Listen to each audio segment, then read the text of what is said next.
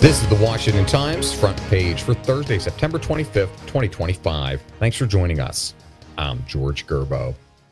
For the second time in 2 weeks, a shooter on a rooftop inflicted death on the ground, this time at a U.S. Immigration and Customs Enforcement facility in Dallas, where a detainee was killed and 2 others were critically wounded by a gunman who then fatally shot himself.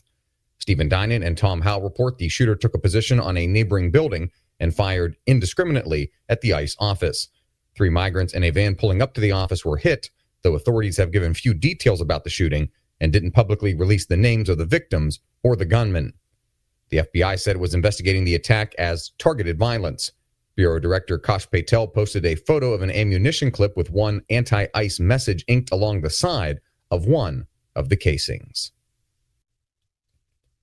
An ethics investigation has found that a D.C. public schools instructional superintendent accepted nearly $170,000 in undisclosed consulting fees from a vendor she favored in professional development contracts. Sean Salai reports an investigation found Marianne Stinson received the money from the Relay Graduate School of Education while steering teachers and staff to take its continuing education courses from 2018 to 2023. Stinson left the school system in June. She has until Monday to respond to 25 ethics charges and faces fines of up to $5,000 per charge. The D.C. Board of Ethics and Government Accountability, which enforces the city's ethics rules as an independent agency, is set to schedule an adversarial hearing process in Stinson's case. Democrats are working to keep President Trump front and center in off-year elections, including gubernatorial races in New Jersey and Virginia and the high-stakes mayoral race in New York City. Their strategy hinges on channeling liberal outrage over the Trump agenda, Seth MacLachlan reports, which has upended the status quo and helped propel Democratic socialist Zohran Mamdani to the front of the race for New York City mayor. Since his political ascent in 2016, Trump has become a gravitational force in American elections. Candidates at every level have used him as a litmus test. In Republican primaries and conservative state contests, Trump's endorsement is often a golden ticket, where in Democratic strongholds, candidates compete to claim the anti-Trump mantle. Corn growers are pleading with the federal government to allow year-round sales of higher ethanol-blended fuel and to clinch trade deals that open new markets. Tom Howell reports farmers are confronting a perfect storm of rising costs and lower crop prices. Corn farmers say a higher ethanol blend is cheaper and better for the environment, so Congress should remove outdated regulations that prevent drivers from accessing higher ethanol fuels in the summer months. The Trump administration is assessing whether it needs to send financial aid to farmers who are drowning in a sea of high costs that began with inflation in 2022 and got worse from tariff-induced increases.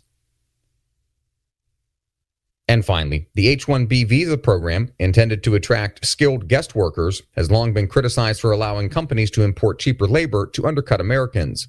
Stephen Dinan reports that's made the Department of Homeland Security to call for rewriting the way H-1B visas are issued, giving new preferences to the highest wage jobs. The government believes the changes will target those with higher skills or, at the very least, a job that is tough to fill with American workers.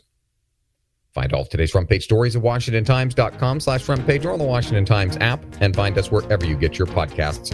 You can also find us on social media at Wash Times for breaking news, sports, commentary, and more. For the Washington Times, I'm George Gerbo.